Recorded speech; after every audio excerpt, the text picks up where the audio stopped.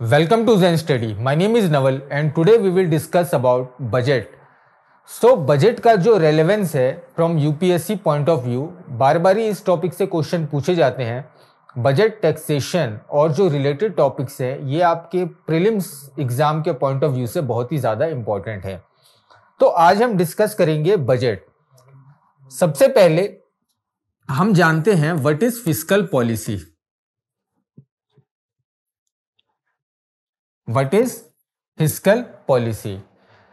अपनी पुराने लेक्चर्स में हमने मॉनेटरी पॉलिसी को डिस्कस किया था. हमने ये जाना था कि monetary policy is devised by RBI. Reserve bank of India द्वारा मॉनेटरी पॉलिसी को डिवाइस किया जाता है to control the money supply. Today we will discuss about fiscal policy and how budgets are made एंड इसका क्या रेलेवेंस है. तो बजट, फिस्कल पॉलिसी, फिस्कल जो वर्ड है, सबसे पहले तो इसमें कंफ्यूजन नहीं होना. फिस्कल वर्ड का मतलब होता है basket. It's a Greek word which means basket. So fiscal policy, what is fiscal policy? Fiscal means basket in Greek and fiscal basket को हम ये भी कह सकते हैं पब्लिक पर्स यानी गवर्नमेंट का जो पर्स है. So fiscal policy is a set of rules और a set of policy devised by government to control the money supply, expenditure, growth. Monetary policy किसके द्वारा डिवाइस की जाती थी? रिजर्व बैंक ऑफ इंडिया के द्वारा. But fiscal policy are devised by government of India to control the money supply, expenditure, growth, employment and other related topics. So I hope you got this point कि what is fiscal policy. Fiscal policy is the set of government decision regarding taxation, expenditure, subsidies and other financial operation. Fiscal policy is a set of rules and decisions made by government to control taxation, expenditure, growth. ठीक है, monetary policy से कैसे differ करता है ये आपको पता है. तो इसके क्या क्या एट्रीब्यूट्स हैं ये हम आज डिस्कस करेंगे. What are the attributes?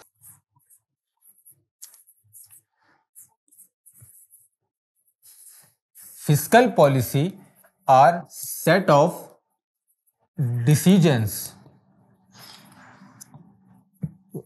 made by government to control budget, expenditure,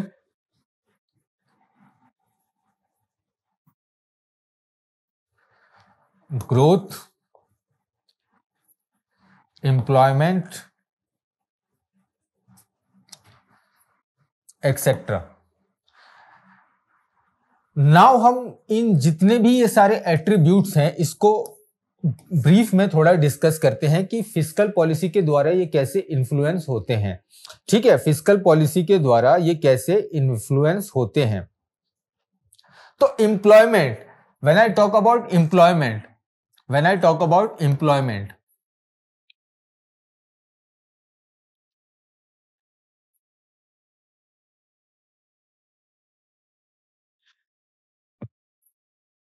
government अपने बजट में ये घोषणा करती है, ये प्रोपोगेट करती है कि हम वेलफेयर स्कीम्स ला रहे हैं, जैसे कि मनरेगा हो गया या अदर रिलेटेड स्कीम्स है जिससे एम्प्लॉयमेंट बूस्टअप होगा. तो ये पॉलिसी किसने बनाई?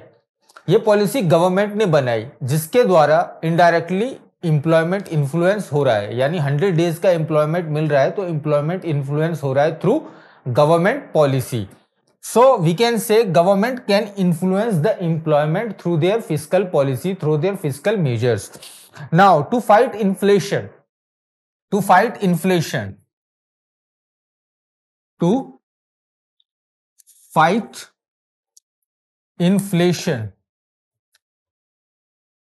How fiscal policy regulates this. अब इन्फ्लेशन है, महंगाई बहुत बढ़ गई है, तो government will increase the taxation. Okay, they will increase the taxation to suck out the liquidity. They will increase the taxation to suck out the liquidity, and by their measures they can influence the inflation in the country. So आपको पता चल गया कि कैसे employment inflation control हो रहा है through government policy. Third, to boost inclusive growth. Inclusive growth.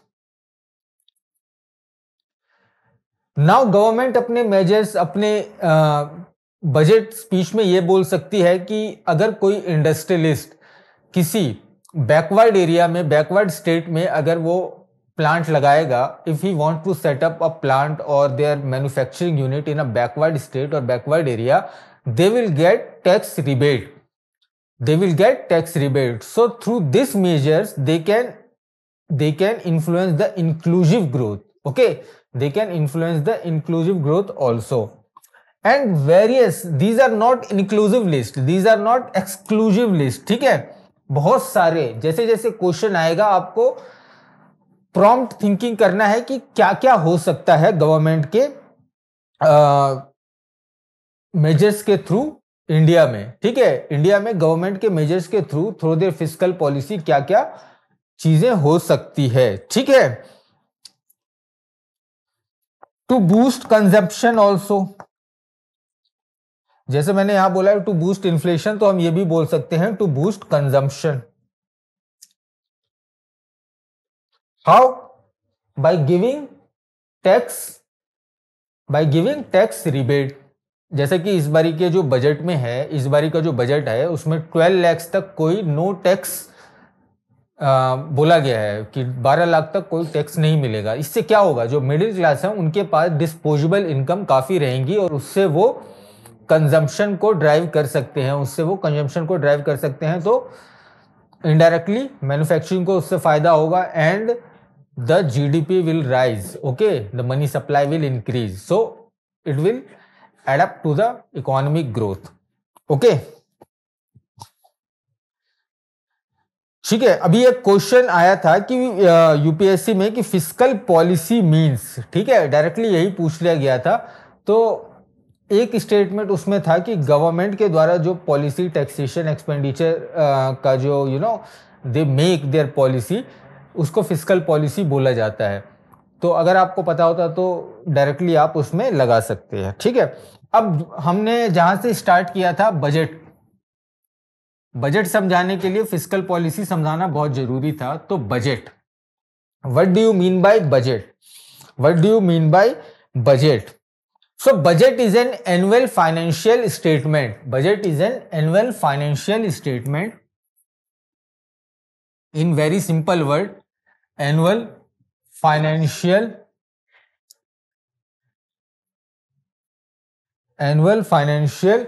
Statement containing estimated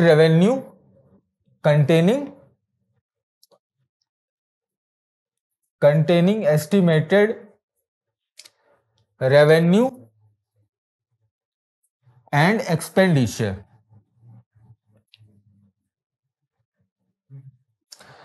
मतलब बजट में, अगर आप बजट की स्पीच भी सुनो तो उसमें बताया जाता है कि गवर्नमेंट का जो एक्सपेक्टेड रेवेन्यू है इस साल, इस फिस्कल में, वो कितना होने वाला है, और साथ ही कितना एक्सपेंडिचर वो प्लान कर रहे हैं करने के लिए, और कितना दोनों में मिसमैच हो रहा है, जिसको बोला जाता है डेफिसिट। ओके, कि कितना आ रहा है, कितना खर्च करने का प्लान है, और बीच में जो डिफरेंस है वो उसको डेफिसिट बोलते हैं, और कितना लोन लिया जाएगा। ठीक है, तो ये एक तरीके से अगर आप बिल्कुल ही क्लियर वर्ड्स में समझें कि it's an annual financial statement containing the expected revenue and expenditure for the government for that particular financial year. ठीक है, अब इसके लिए बजट को जब हम डिस्कस करते हैं तो हमको 3 फंड्स पढ़ना बहुत ही जरूरी होता है। 3 funds 3 funds related to budget. 3 funds related to budget. ये आप पॉलिटी अपने लक्ष्मीकांत में भी पढ़ सकते हो, ठीक है, लेकिन मैं यहां भी आपको बता देता हूं. 3 funds. फर्स्ट इज आर्टिकल 266 में दिया हुआ है consolidated fund of India. Consolidated fund of India. Consolidated fund of India.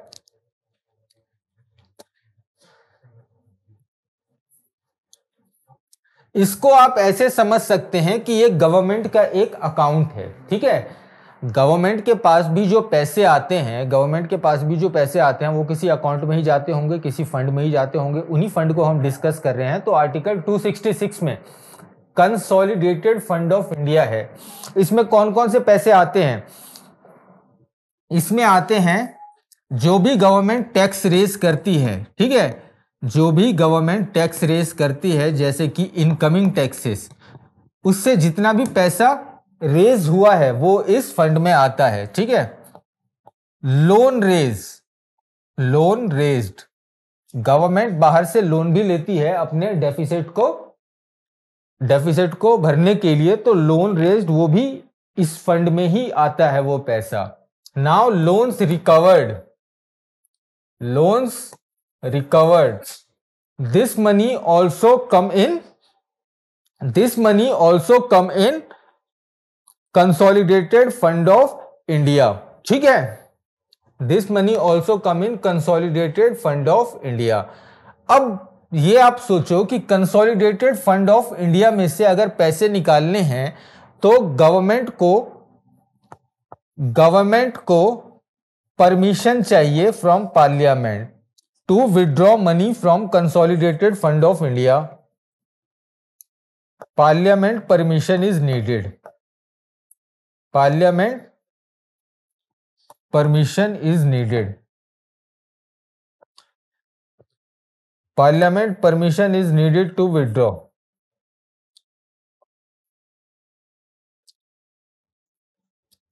Parliament permission is needed to withdraw except charge expenditure.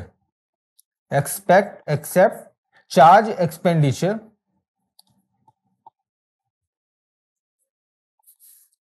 like judge's salary.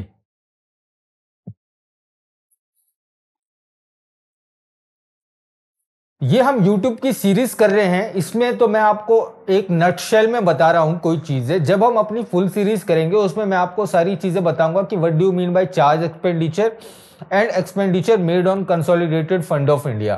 तो अभी के लिए बस आप इतना जान लीजिए कि जो चार्ज एक्सपेंडिचर होते हैं उनको डिस्कस नहीं किया जाता पार्लियामेंट में, जैसे कि जजेस की सैलरी, क्योंकि अगर जजेस की सैलरी भी पार्लियामेंट के अप्रूवल से मिलेगी तो देयर अथॉरिटी, उनका जो एक काम करने का जो एक फ्रीडम है वो हैम्पर होगा उससे.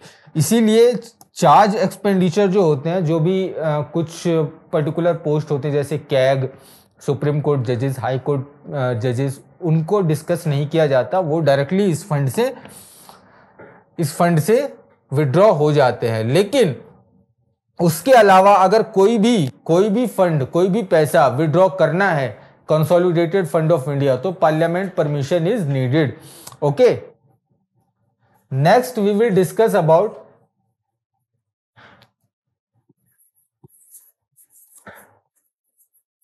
Article 267. Article 267. What is in article 257? public account of India.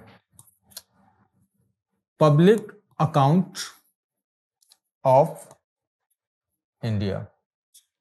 Public account of India. इसमें कौन कौन से फंड आते हैं?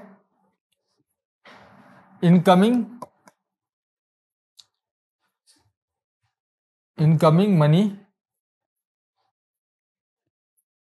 from provident fund, provident fund में जो लोग मनी को सेव करने के लिए डालते हैं वो पैसा इसमें आ जाता है, ठीक है, ये आप याद रखिए, provident fund.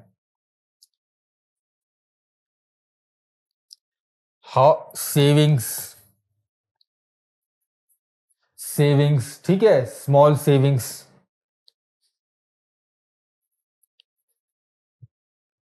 Postal deposit,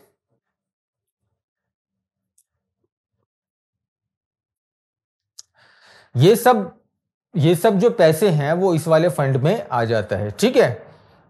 government जो है इस पर्टिकुलर फंड में एज ए बैंकर काम करती है। Government act as a banker, government act as a banker, and so parliament permission is not needed. So parliament permission is not needed. मतलब इसमें consolidated fund के जैसे पार्लियामेंट की permission की जरूरत नहीं है। Government directly as a banker, जैसे बैंक में काम किया जाता है, वो पैसे को एग्जीक्यूटिव एक्शन से विड्रॉ कर सकती है पैसा, ठीक है। नेक्स्ट इज अभी हमने क्या डिस्कस किया, कंसोलिडेटेड फंड ऑफ इंडिया, ठीक है, consolidated fund of India, public account fund of India. And next we will discuss about, एक चीज आप इसको याद रख लेना कि आर्टिकल 265 है consolidated fund of India, 266 is public account of India, and now we will discuss about article 267, article 267. This is contingency fund of India, this is contingency fund of India.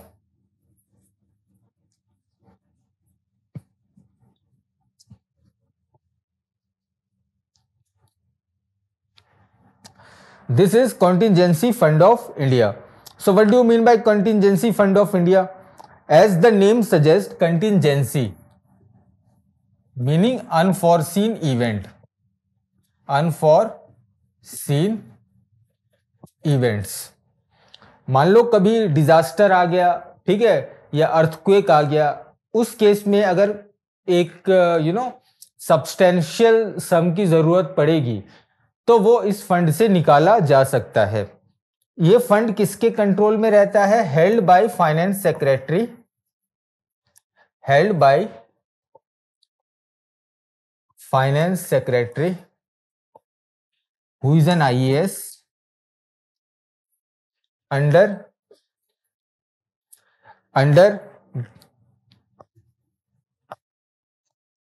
Department of revenue, ठीक है, under department of economics affairs, ठीक है, under department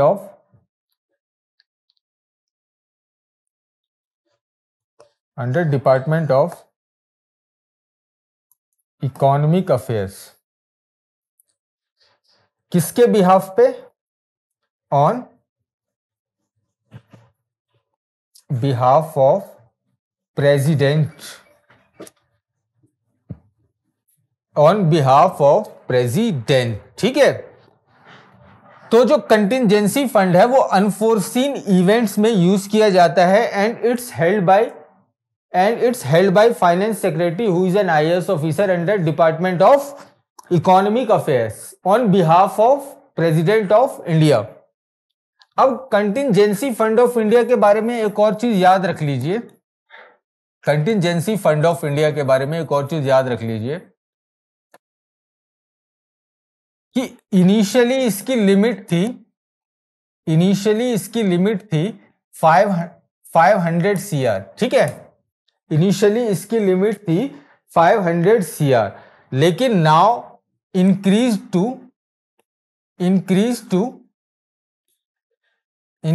to rupees 30,000 crore, 30,000 crore. और इस fund से जो भी पैसा यूज होगा सब्सिक्वेंटली, इस फंड से जो भी पैसा यूज होगा तो जितने का गैप आएगा, जितना पैसा यूज हुआ है वो रिफिल्ड हो जाएगा through consolidated fund of India. तो मान लो किसी स्टेट को कंटिजेंसी फंड से एक लोन मिला, ठीक है, कंटिजेंसी फंड से एक एक कॉर्पोरेशन मिला, तो मान लो 500 करोड़ का कॉर्पोरेशन मिला, तो 30,000 करोड़ में से 500 करोड़ जाएंगे, तो उतना जो पैसा है वो कंसोलिडेटेड फंड से रिफिल हो जाएगा, ठीक है। ये आपको जानना है और इनकी लिमिट भी जाननी है कि कितना है। पहले 500 करोड़ था, but it's now increase to 30,000 crore. तो नाउ हम एक बारी रिविजिट कर लेते हैं दोबारा से, article 265। Article 265 is consolidated fund of India. Consolidated fund of India,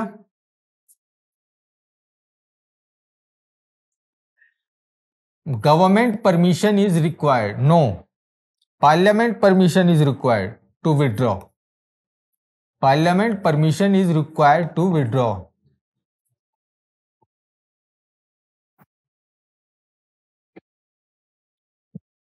Parliament permission is required to withdraw except charged expenditure. Except charge expenditure. ठीक है। Now Article 266. It's public account fund of India. Government acts as a banker. Government acts as a banker and no parliament permission is required. No parliament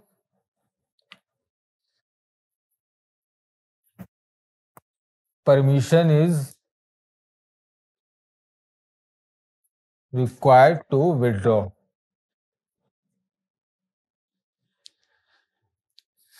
Next is Article 267, Contingency Fund of India.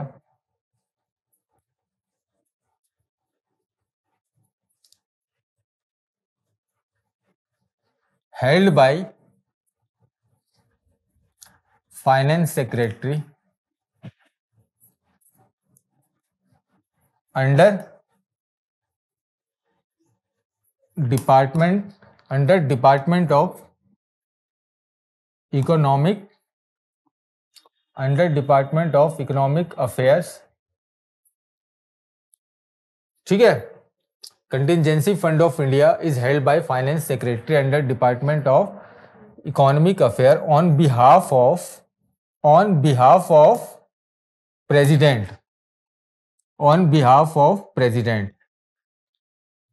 ठीक है। इसकी initial limit थी 500 crore, but now it has been increase to 30,000 crore.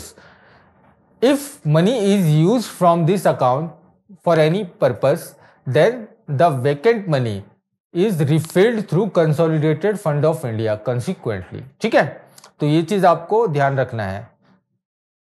अपने आने वाले lecture में, next lecture में हम इसके बाद फिस्कल पॉलिसीज को और डिटेल में डिस्कस करेंगे। Stay tuned.